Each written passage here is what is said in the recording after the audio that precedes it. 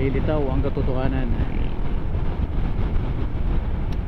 Under investigation pa naman yung mga yan.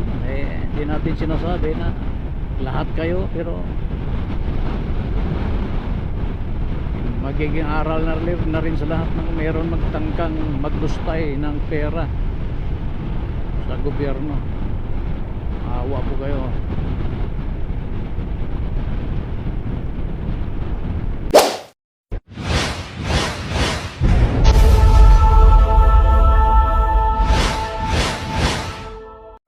Santa Bak guys, so tapos na tayong kumain dito.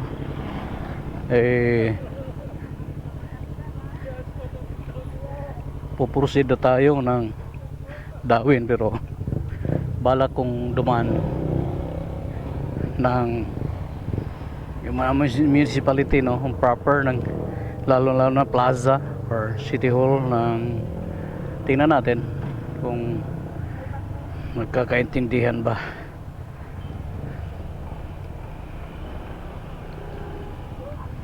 Okay. Ng Shotton.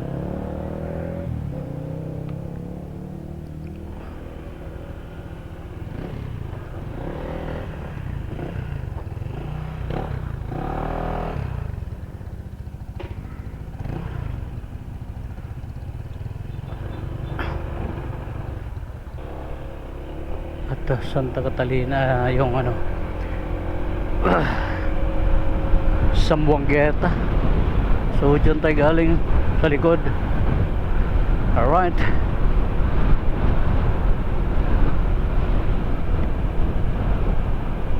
ayos.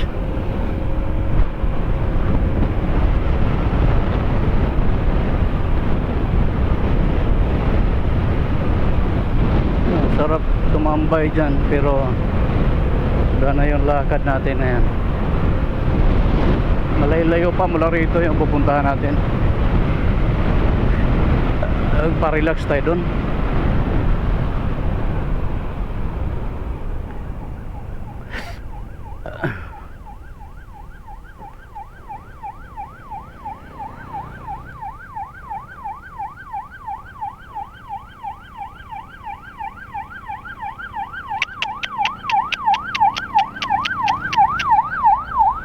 Talaga hindi man lang magbigay. Nakawangwang na, ayaw pa magbigay.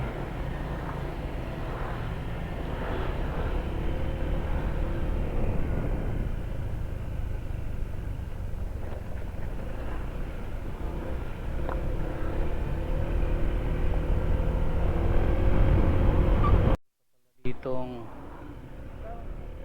marami pang mga pinaayos na portion ng kalsada dito sa 3rd District guys.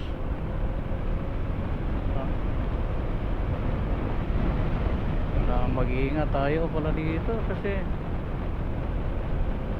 malalim yung kanina. Buti na lang sa mga ganyan talaga approach, iba yung mag-iingat talaga. Kanina hindi ko na malayan na malalim para yung buti na lang EDV yung dala natin. May kinain lang yung bako.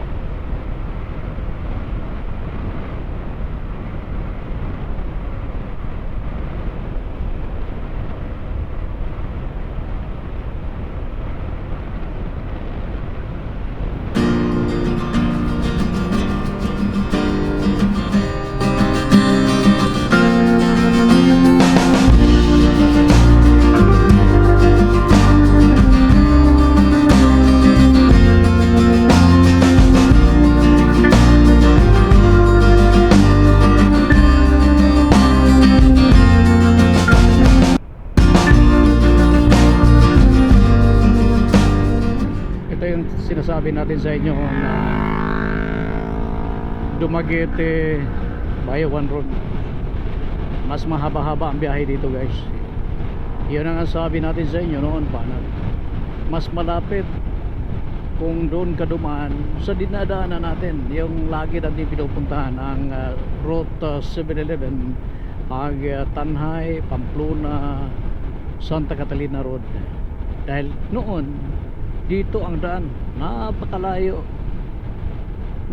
mula Dumaguete to Bayawan. Kung medyo takbo mo pa konti-konti lang, malamang abutin ka dito ng 3 oras guys, no? Samantalang kung doon ka sa Tanhay ng daan, okay lang, 1 oras andun ka na sa Bayawan. Kaya't yung iba noon na napipilitan dito ang daan dahil walang ibang mapagdaanan, napakalaking tulong yung diversion road na yon mula Tanhay hanggang Santa Catalina, Bayawan Road. Kung Dumaguete ka naman, dito ka liliko. Kung galing ka ng norte, yan, dito ang liko mo. Nakikita nyo naman, hindi masyadong problema ang kalsada. Ayan, malawak naman, pakunti-kunti, pero dapat iba yung pag-iingat pa rin mga kagala, dahil alam nyo naman na di natin alam kung ano yung nasa unahan. Kaya mas mag-iigi na rin na mag-iingat. Okay, so ito malayo pa hanggang Gawin, no, ang pupuntahan natin dahil ganda na dito. Nasa Gawing Shaton pa tayo, may Santa Catalina, meron pang Sambuangueta, meron pang Dawin ang kasunod.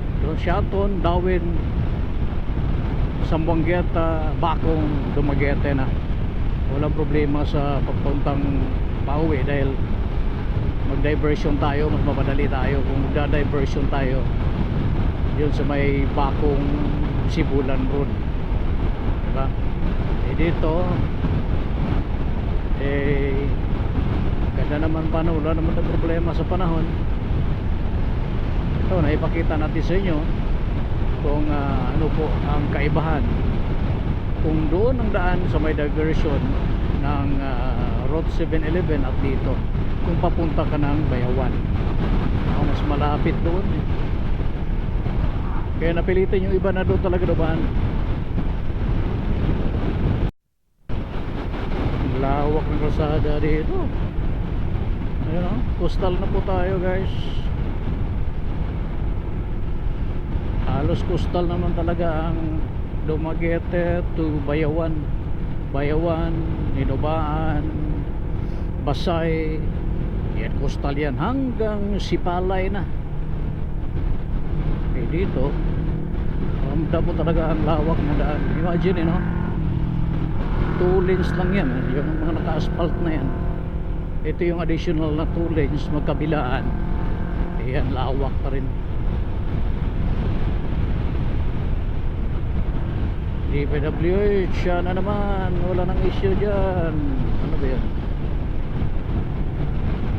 Sana naman, wala nang mga garapalang buhaya dyan. Lalo na sa ating mga mababatas na nagpapasa ng budget, mag-ingat po kayo. Sana ay magbago na kung meron kayong kababalaghan. Meron mga kickback dyan. Pumutok kasi yung issue na yan.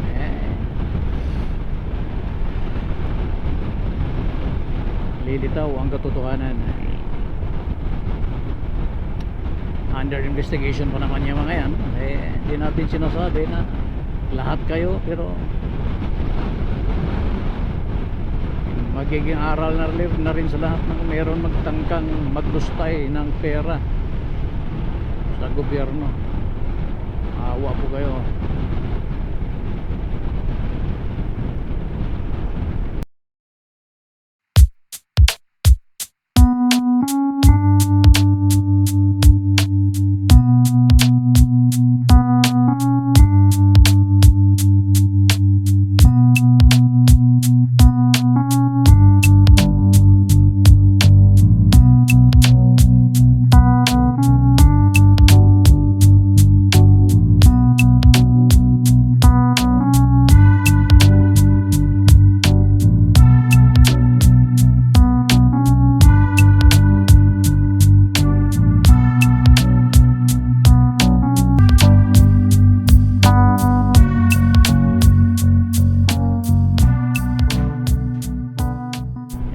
makikita natin, malawak yung kalsada, under construction yung kalsada, pero yung kanilang tulay malawak na din. Anyways, kanya-kanya diskarte rin naman. Sino ang unang ma-approve, sino ang unang mayroong allocation na wala talagang putol yung allocation dahil kahit wala pang kalsada, wala pang, di pa naayos yung kalsada na additional na 2 lanes para maging 4 lanes lahat, inuuna na yung tulay, nakatingga yung proyekto, hindi rin naman madadaanan. Ito ang lawak ko, di ba? At the same time, diretso na. Kung makikita ninyo, ang lawak na dito guys. Yan, ito ang maganda. Ito yung tama, no? Inoverlay agad yung asfalto dahil kung hindi, kahit anong tibay at anong kapal ng simento ay nababakbak rin. Kaya yung ibang lugar, itong tama na ito yung ginagawa nila, naka-overlay na agad yung asfalto.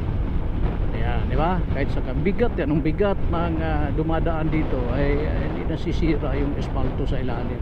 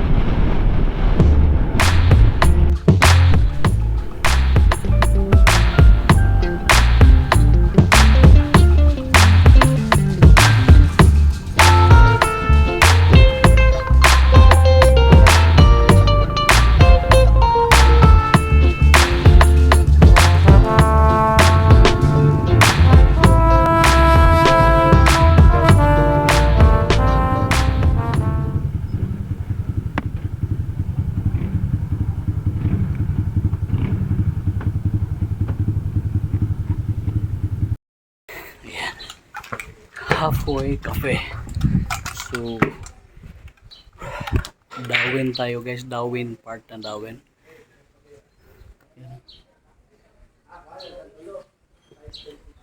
Ayos. So mula Pamplona, dumiretso tayo dito. Ang ganda yun. Solar na diretso. Ano?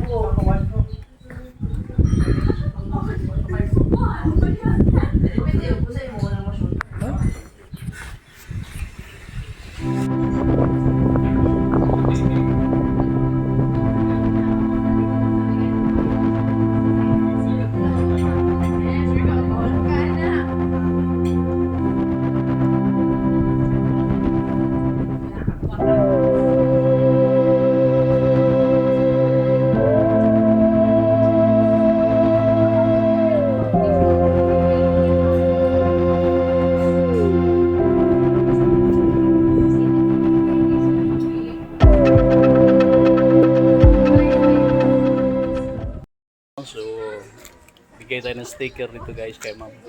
First name nito ma'am? Vanessa, no? So, halfway cafe of Darwin. So, nag-order tayo ng burger. Hindi tayo makatiis kung di tayo kakain guys dito. Salamat kayo. So,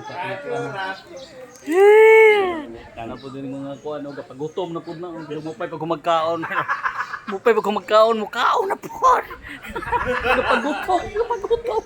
Agbiko ni mo. Ruta? Binli ko ato kay kung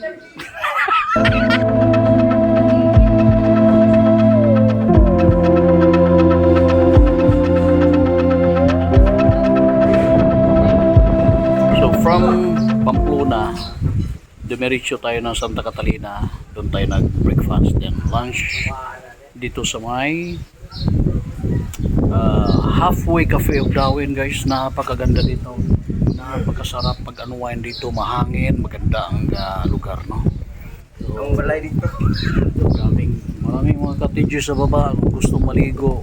Ayan. Halfway cafe. Bata dito. Ayan o. Kung mayroon kayo mga kids sa mga rin yung dalhin dito guys. Sa Halfway Cafe. Ayan. So, napagkamalan ko na si Senator Bato yung kaharap ko guys. Ayan pala ay si Mr. Wala. Pogi. Nandito na ako sa Negros. So ito yung mga kain or di ka mag-order. Ayan yung pwede ka mag-order. So yan. So panibago na naman. Resort. 8 to 8 ang open dito, no? Halfway. Ba't tinatawag na halfway? Dahil hindi full. Wala na si Mr. Taco. Mr. Taco. Tired na daw siya. Tired. So, maaari kayong mag-order dito. Shake, pagkain, lahat. Ayan na si Ma'am. Oh. Starring na naman si Ma'am. Alright, so again, no, sa mga di pa nakapunta dito, pumunta kayo dito, hindi kayo magugutom guys. Merong swimming pool sa baba, merong mga available na mga rooms doon sa baba. Yan.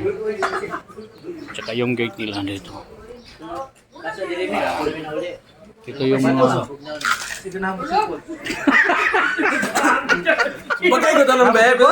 Aral ko. Baka na magsipos, dito sino ba kayo? alright. Bye guys. Ano pa sipos sir eh?